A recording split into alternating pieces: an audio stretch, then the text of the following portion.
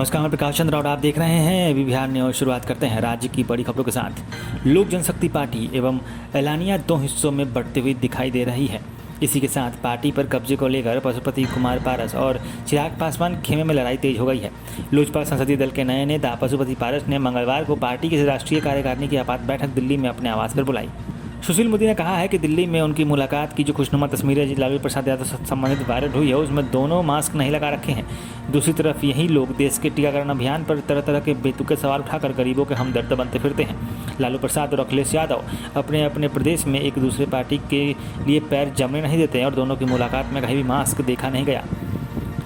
बिहार में कोरोना संक्रमण का कहर कम होने लगा है। अब सरकार वैसे जिले और वहां के निवासियों को सुरक्षित रखने की योजना बना रही है जो प्रत्येक वर्ष बाढ़ की चपेट में आ जाते हैं। बिहार में मानसून के आगमन के साथ ही बाढ़ का खतरा भी बढ़ गया है।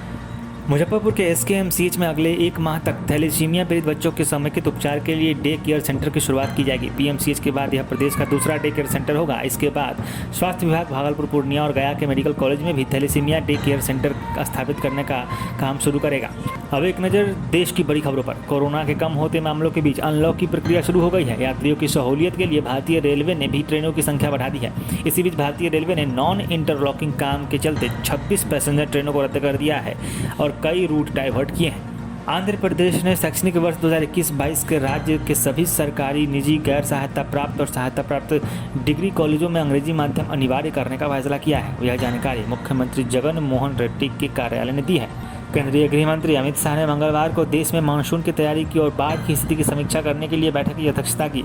उच्च स्तरीय बैठक में जल शक्ति मंत्री गजेंद्र सिंह शेखावत सहित अन्य अधिकारी भी मौजूद रहे।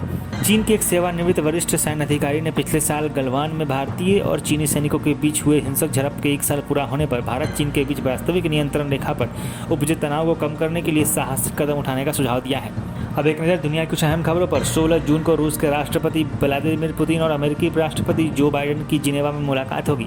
यह बाइडेन और पुतिन की पहली मुलाकात होगी। यह मुलाकात ऐसे समय में हो रही है जब दोनों देशों के आपसी संबंध सबसे खराब दौर में है। अमेरिका में सक्रिय पाकिस्तान से ताल्लुक रखने वाले चैरिटी संगठन कोरोना के संकट की आड़ में आतंकी फंडिंग के लिए धन जमा कर रहे हैं। यह चंदा कोरोना संकट में भारत की मदद के नाम पर जुटाया जा रहा है। चंदे में मिले लाखों डॉलर का इस्तेमाल विरोध भड़काने और आतंकी हमलों के लिए किया जा सकता है। तो ये थी दिन भर की ताज़ा तरीन खबरें। ऐसी खबरों से जुड़े रहने के लिए हमारे YouTube channel AB Bihar news को सब्सक्राइब करें। खबरों को विस्तार से पढ़ने के लिए हमारे वेबसाइट www.abbiharnews.com को विजिट करें।